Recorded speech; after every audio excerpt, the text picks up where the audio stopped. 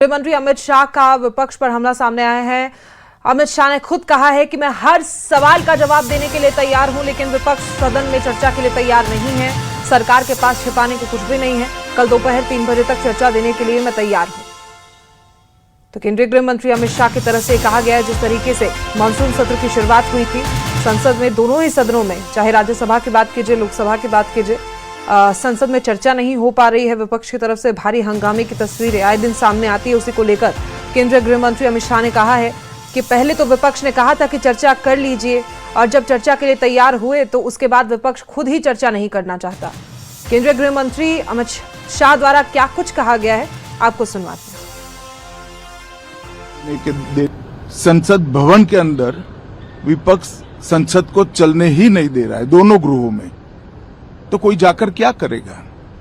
जहां तक चर्चा का सवाल है, सरकार की ओर से किरण रिजिजू जी ने, जो हमारे पार्लियामेंट्री अफेयर्स मिनिस्टर है, उन्होंने बहुत स्पष्ट कर दिया कि जो नीट आंदोलन के छात्र प्रदर्शन पर सभी प्रकार की चर्चा करने के लिए सरकार तैयार है, और चर्चा के लिए समय सुनिश्चित किया जाए और विपक्ष तैयार हो जाए।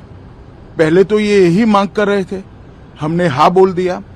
मेरी ओर से भी मैंने कह दिया है कि मैं किसी भी सवाल का जवाब देने के लिए संसद में तैयार हूं, मगर वो चर्चा ही नहीं होने देना चाहते।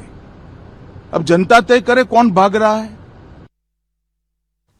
वहीं दिल्ली में आज एनडीए सांसदों की हर घर तिरंगा बाइक रैली निकाली गई। भारत मंडपम से शुरू हुई ये तिरंगा यात्रा इंडिया गेट तक गई। उपराष्ट्रपति सीपी राधाकृष्णन ने बाइक रैली को हरी झंडी दिखाकर रवाना किया है, और बड़ी संख्या में एनडीए के सांसद तिरंगा लेकर बाइक पर सवार हुए हैं। देशभक्ति के संदेश के साथ निकाली गई इस यात्रा में तिरंगे की शान और सम्मान का खास ध्यान रखा गया। हर घर तिरंगा अभियान के जरिए देशवासियों को तिरंगे के प्रति सम्मान और राष्ट्रभक्ति का संदेश दिया जा रहा है। यात्रा के दौरान तिरंगे की गरिमा और सम्मान का भी विशेष ध्यान रखा जा रहा है।